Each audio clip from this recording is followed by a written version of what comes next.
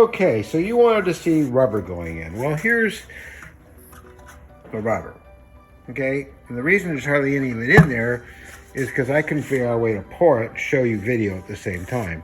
But basically all I did was pour it inside this mold, and the reason I'm doing this is I want the, you know, if I had been thinking, I would have made this all level so I could just fill it up to the top and walk away, but I didn't. But this also works. You just keep splashing it up here every so often, and it builds pretty thick. And I'm seeing it's already building very thick, because what I did yesterday with this is I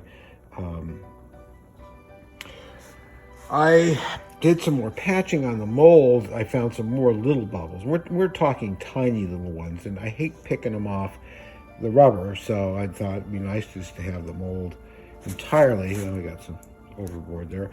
I like to have the mold entirely be bubble free and not one flaw in it.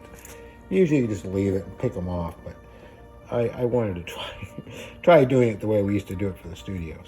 So at least on Post Studios anyway. So this will sit, this rubber, and slowly, as you can see, it's getting thicker and thicker on the sides. Now that's because the moisture in the rubber, the solvent, which is ammonia and a few other things, is going to evaporate and absorb into this porous material. Now with plaster, it does it much faster. Also, after a few pours, the plaster puts so much moisture in the surface that it starts to take away the surface when you pull out the mask. Detail comes with it if you don't let them dry out a while. With ultracal, I don't have to worry about that. This will stay a really good surface for 100 pours before it starts to go really bad. So now I'm going to let it sit. And you can see the mold is just sitting in a bucket like so, and that's just going to sit there. And then we're going to pour it out at the end of the day after about 3 hours, I guess. And then it's going to sit overnight and it will dry out so I can pull it out in the morning. Okay, so I just took all the rubber, well, I took it out of that bucket. I turned it on its side and very slowly drained it back into the main bucket. What I do now is let the rubber drain into the main bucket. We do lose some over the edge, obviously. You always do. And I'm going to let that do that for about 20 minutes, and what will happen is the rubber will kind of gel and stop moving, and you have this perfectly smooth mask inside. If you ever wondered how they do it with the rubber, if I brushed rubber in like that, there'll be all these brush strokes and stuff. Now you fill up the mold solid. You just like when you're working with pottery clay, you use what's called slip, and it's a very watered down clay, and you put it in a plaster mold, and the plaster mold absorbs the water out of the clay and builds up an even thickness inside. You dump off the remaining part of it, you let it dry out, you break it out of the mold, and then you can fire it and paint it. Well, making a mask isn't so different. It's the same principle. So I will show you what this looks like after I upend it. Okay, I kind of got the camera leaning against something, and you can see what I ought to do to lift this 40 pounds of hell. Go like this. Put it on this bucket here, and I'm going to stick it back in the bucket without getting my hand. There we go. And let's take a look inside. Okay, so there's the rubber. You can see I used quite a lot. I mean, I must have used that much rubber to make this mask, and it shows. This mold really absorbed it. I could have let it sit a little less time, but you can see how even it is inside. Nice even thickness all the way around. There's no thin spots or anything, which you get with ultracal, especially if you use a Krylon over the clay to seal it. We never do that. Some of you guys might do that. I don't do that. The ultracal, you can see, absorb just perfectly. I can actually go inside the mold. It's gorgeous. So my nose is running. So, that's how we run the rubber. I have allergies. Please forgive me. And I will see you again soon with a paint job. Okay, here it is the next day, and we're sitting in front of the now banned and no longer on the shelves, as far as I know, Johnson's baby powder. And what we're going to do is we're going to go over to this mold here. which did dry out just like I thought. I did speed it up a little bit. Well, I didn't speed it up. I just kind of cooked it for a bit with this hair dryer on a board going across here, and just made sure everything's dry inside, and it is. And what I need to do is put in some powder. I don't know what I'm going to use. I guess cornstarch will be fine in the future when this is gone. Okay, and you're probably wondering why I do that as I spin around here. I do it so that the rubber won't stick to itself, because rubber, when it's just freshly cured and nothing else has been done to it, will stick to itself, kind of like contact cement. So you gotta be careful of that, or you'll stick. You can see how it's flexing there, which means it's pulling away from the mold, which means it's shrinking, because that's what rubber does. Thankfully, because this is a big guy. This is really a big mask. And I figured you'd all appreciate that, because after all, he was a big guy in the movie, so bigger than this, but still, it just has a nice presence to it. And I'm putting the powder down the ears, you put down the horn, and I'm just kind of doing this so I don't feel it dragging anywhere.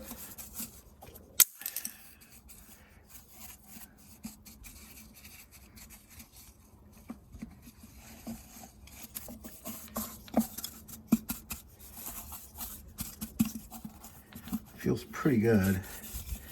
When you touch it underneath, you can feel if it's slippery. If it's slippery, then it's got powder on it. My glasses keep falling off my head. No.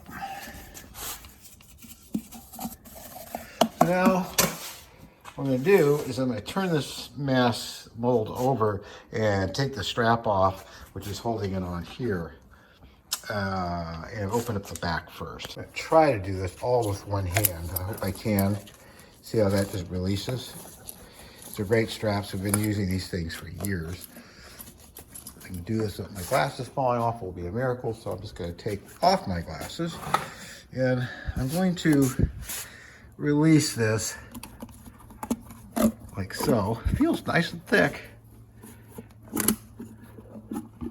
And I'm going to lift up on this, and it's not letting go, so it means I need to get in there further.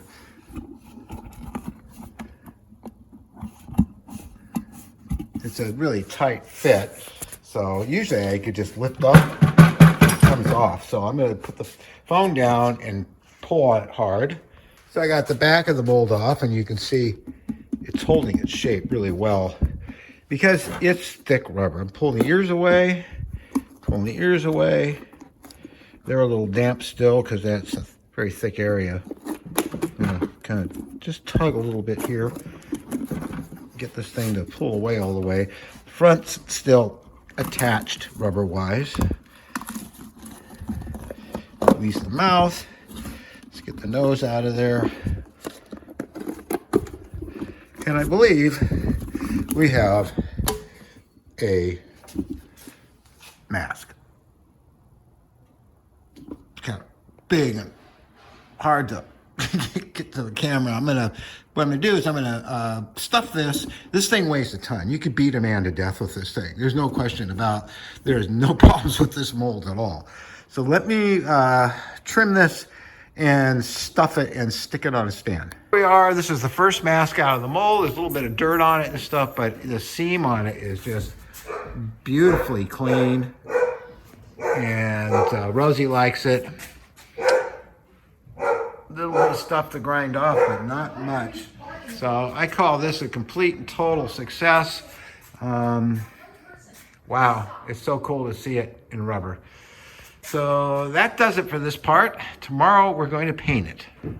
Okay, clearly he has no seam anymore, and that's because I couldn't show you. Because I used a combination of put glasses on, Steve. Bits. One of them's this bit, which is just a stone grinder bit, but the one that works the best overall is one of these little soft guys. This one's getting it's a or what do they call it? Excuse the mess. This place is filthy. It's this type here. If I can get one out, there. This is a fresh one. This is a large one, but they're making them any size. It's like a felt, and it screws on backwards to this tip here. And then at high speed, I take the Dremel tool and I buff off the seam. And it's a little bit there still, but not much. So once I buff that off, you can take lacquer thinner to the seam and buff down the rough grind with the lacquer thinner and a piece of sandpaper.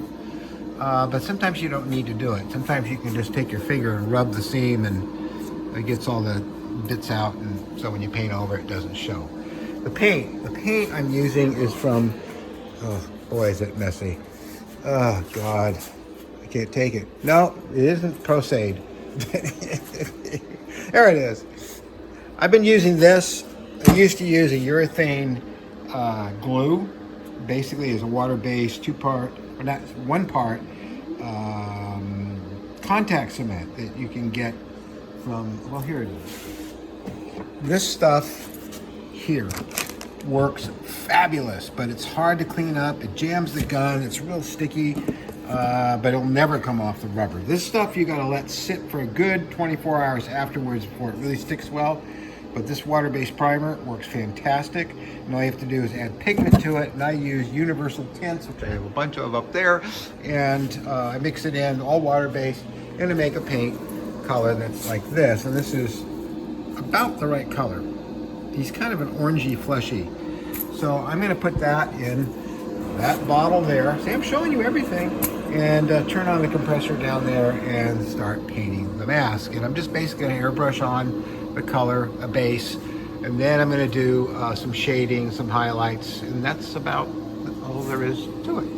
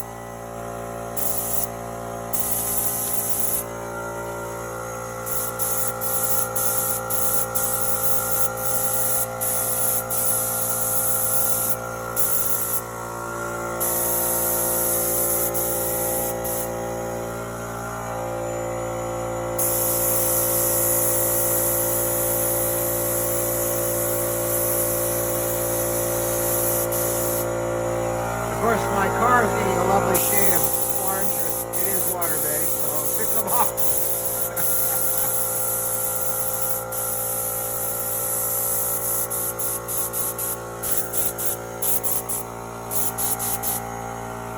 The teeth will get painted with white, and the horn will get painted with white.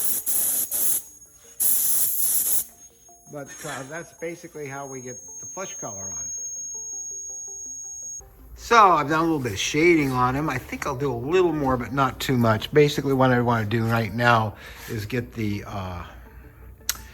eye and the teeth painted and the horn painted and see what it needs after that. Oh, look at that. So this took me, because I've been timing it, 2 hours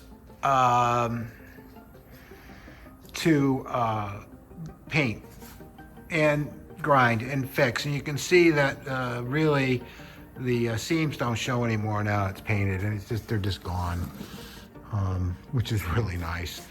It's a very clean mask. The teeth are very corny looking, just like the original.